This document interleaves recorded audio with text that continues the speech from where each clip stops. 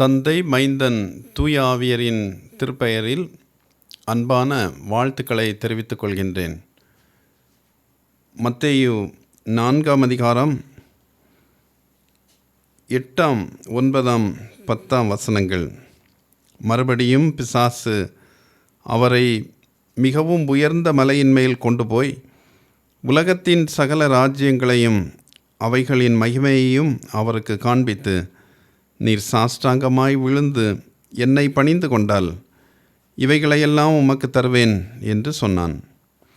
அப்பொழுது இயேசு, அப்பாலே போ சாத்தானே, உன் தேவனாகிய கர்த்தரை பணிந்து கொண்டு அவர் ஒருவருக்கே ஆராதனை செய்வாயாக என்று எழுதியிருக்கிறதே என்றார். இயேசு கிறிஸ்து தமது பணியின் தொடக்கத்தில் சாத்தானால் சோதிக்கப்பட்ட பொழுது அவர் சந்தித்த 3வது சோதனையை தொழுகையா தீய தோழமையா என்கின்ற ஒரு சோதனை என்று நாம் சொல்லலாம். முதலில் சாத்தான் பசியாக இருந்த பொழுது கல்லுகளை அப்பமாக்கும்படி முயற்சித்தான். ஆனால் அதிலே தோல்வியடைந்தான். பின்னர் ஆலயத்தின் உப்பரிகையில் அவரை நிறுத்தி அங்கிருந்து அவருடைய ஆற்றலை வெளிப்படுத்தும்படி தாழ குதிக்க சொல்கிறான். ஆயினும் கடவுளை சோதிக்காதபடி கடவுளுடைய அன்பில் நிலைத்திருக்க சாத்தானுக்கு அறிவுறுத்துகிறார். அதிலும் சாத்தான் தோல்வி அடைந்து விடுகின்றான். இப்பொழுது வேறு வழியில்லாமல் மீண்டும் அவரை ஒரு மலையின் மேல் நிறுத்தி உலகெங்கிலும் உள்ள அரசுகளையும் அவைகளினுடைய சிறப்புகளையும் இயேசுவிடத்திலே சொல்லி, நீர் என்னை பணிந்து கொண்டால் போதும், என்னோடு கூட தோழமையாக இரும், என்னோடு கூட நட்பு கொண்டிரும், நான் உமக்கு இவைகளையெல்லாம் தருகின்றேன் என்று சொல்கின்றார். அப்பொழுதுதான் ஆண்டவர் சொல்கின்றார், கடவுள் ஒருவரையே தொழுதுகொள் என்று இருக்கிறதே என்று சொல்கிறார். கடவுளை வழிபடுவதை விடுத்து தீய கூட்டுறவுகள் தேவையற்றவை என்று இங்கே ஆண்டவர் சொல்கின்றார். எபிரேயர் 11ஆம் அதிகாரம் 24, 25 வசனங்களில் மோசேயை பற்றிய ஒரு செய்தி சொல்லப்பட்டிருக்கின்றது. 24, 25 வசனங்களை நான் வாசிக்கின்றேன். விசுவாசத்தினாலே மோசே தான் பெரியவனான போது பார்வோனுடைய குமாரத்தியின் மகன் எனப்படுவதை வெறுத்து அநித்தியமான பாவ சந்தோஷங்களை அனுபவிப்பதை பார்க்கிலும் தேவனுடைய ஜனங்களோடே துன்பத்தை அனுபவிப்பதை தெரிந்து கொண்டார் என்று சொல்லப்பட்டிருக்கின்றது. மோசே அரண்மனையில் அவர் பார்வோனுடைய மகன் என்று சொல்லப்படுகின்ற பெருமையோடு கடவுளுக்கு விரோதமான வாழ்க்கையை வாழ்வதற்கேற்ற வாய்ப்பு இருந்தது. ஆனால் அவர் அவற்றை ஏற்காமல் கடவுளை தொழுது கொள்ளுகிற மக்கள் துன்பப்படுகிற பொழுது பாவ சந்தோஷங்களை அனுபவிப்பதை விட கடவுளை சேவிப்பதை, துன்பப்படும் மக்களுடன் சேர்ந்து கடவுளை தொழுகை செய்வதை அவர் தெரிந்து கொண்டார். நம்முடைய அனுதின வாழ்வில் பல வேளைகளில் தீய காரியங்களுக்காக அல்லது தீமையான உறவு கொண்டு கடவுளை விட்டு விலகுகின்ற பல்வேறு தருணங்கள் வருகின்றன. பேராயர் இக்னேஷியஸ் என்று சொல்கின்றவர் தொடக்க காலத்தில் வாழ்ந்த இறையடியவர். அவர் தன்னுடைய முதிய காலத்தில் அரசனுக்கு வணக்கம் தெரிவிக்காததினால், பேரரச வணக்கத்தை அவர் செய்யாததினால் அவர் துன்புறுத்தப்படுவதற்காக காவலர்களும் அதிகாரிகளும் அவர் வாழ்ந்த இல்லத்தை அடைந்து அவரை கைது செய்து கொண்டு வருகிறார்கள். வழியில் அவருடைய முதிய வயதை பார்த்து அந்த இராணுவ வீரர்களையெல்லாம் நடத்தி கொண்டு வந்த அதிகாரி அவரிடத்தில் பட்சமாக பேசுகிறார். அவரை எப்படியாவது விடுவிக்க வேண்டும் என்று விரும்பி அவரிடத்திலே கேட்கிறார். பேரரசனை மட்டும் நீங்கள் வணங்கினால் போதுமல்லவா?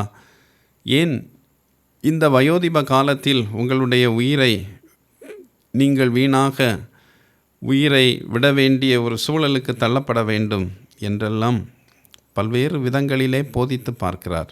ஆனால் பேராயர் இக்னேஷியஸ் அவர்கள் கடவுளிடத்தில் உண்மையாக இருந்து அவரை சேவிப்பதையே அவர் நோக்காக கொண்டு உலகை விட்டு இரத்த சாட்சியாக தன்னை ஒப்பு கொடுத்தார். பல வேளைகளில் இந்த உலகத்தின் சிறிய வாழ்வுக்காக கடவுளை விட்டு தூரம் போகின்ற காரியங்களை நாம் செய்கின்றோம். தேர்வில் மதிப்பெண்கள் பெறுவதற்காக யாரோ ஒருவர் நமக்கு திறந்து காண்பிக்கின்ற பல்வேறு விதமான விடைகளை நாம் சந்தோஷமாக மகிழ்வோடு வாங்கி கொள்கிறோம். கடவுளை விடுத்து தீய வழக்கங்களுக்கு நம்மை உட்படுத்துகிறோம் என்பது பொருள். நல்ல ப்ரொமோஷன், நல்ல டிரான்ஸ்ஃபர், நாம் விரும்பிய வகைகளில் நல்ல வாழ்க்கை, இவற்றிற்காக குறுக்கு வழிகளை அடைவதை நாம் தவறாக கருதுவதே இல்லை. இங்கே ஆண்டவர் இந்த சோதனையை மேற்கொள்வதின் மூலம் கடவுளை வழிபட்டு அதனால் கிடைக்கின்ற நன்மைகளை பெறுவதை நமக்கு கற்றுத்தருகின்றார். தீய தொடர்புகள் கொண்டு, தீய உறவுகள் கொண்டு வருகின்ற நன்மையும் வருகின்ற ஆதாயங்களையும் வெறுப்பதற்கு இந்த நாளில் நாம் அர்ப்பணம் செய்ய கடவுள் நம்மை அழைக்கிறார். நம்முடைய வாழ்க்கை கடவுளுக்கு உகந்த வழியில் சென்று அதனால் வருகின்ற மகிழ்வையும் அதனால் கிடைக்கின்ற பயன்களையும் நாம் அனுபவித்து மகிழ்வோடு வாழ வேண்டும் என்று இந்த நோன்பு நாட்களில் பயிற்சி செய்து கொள்ள அவர் நம்மை அழைக்கிறார். எல்லா நிலைகளிலும் கடவுளை மட்டுமே வணங்கி அவருக்கு மட்டுமே ஆராதனை செய்து அவருடைய பிள்ளைகளாக வாழ்கின்ற நல்ல அனுபவம் எளிமையாகவும் துயர் தருவதாகவும் பல வேளைகளில் கடினமாகவும் இருப்பினும் அவற்றை மகிழ்வோடு செய்கின்ற பொழுது கடவுளுடைய துணையும் ஆசியும் நம்மோடு இருக்கும் என்பதை அனுபவத்திலே உணர்ந்து கொள்ள ஆண்டவர் இந்த நாட்களை நமக்கு பயனுள்ளதாக்கி தருவாராக. ஆமேன்.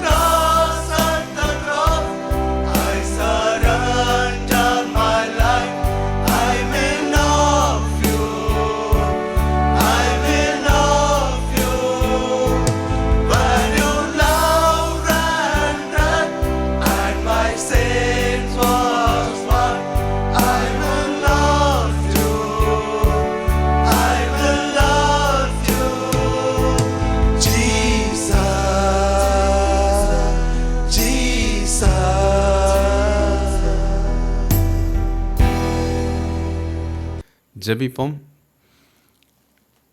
சோதனை பல வந்தபோதும் கடவுளை மட்டும் வணங்கி அவரை விட்டு விலகாத உறவை எங்களுக்கு காண்பிக்கின்ற எங்கள் அன்பின் ஆண்டவரே, எங்களுடைய அனுதின வாழ்க்கையில் குறுக்கு வழியில் சென்று பல நிலைகளில் உயர்வை பெற்றுக்கொள்ள மனம் தூண்டப்படுகின்ற பொழுது உம்மை மட்டுமே நாங்கள் சேவித்து குறுக்கு வழியில் வருகின்ற ஆதாயங்களை எல்லாம் நாங்கள் ஒதுக்கி தள்ள, அவற்றை வெறுக்க எங்களுக்கு நல்ல மனதை தர வேண்டுமென்று மன்றாடுகின்றோம்.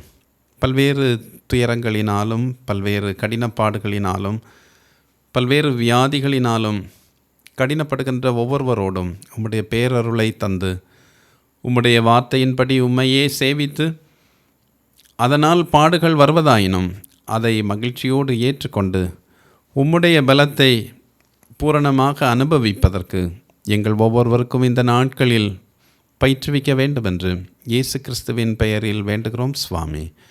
ஆமேன்.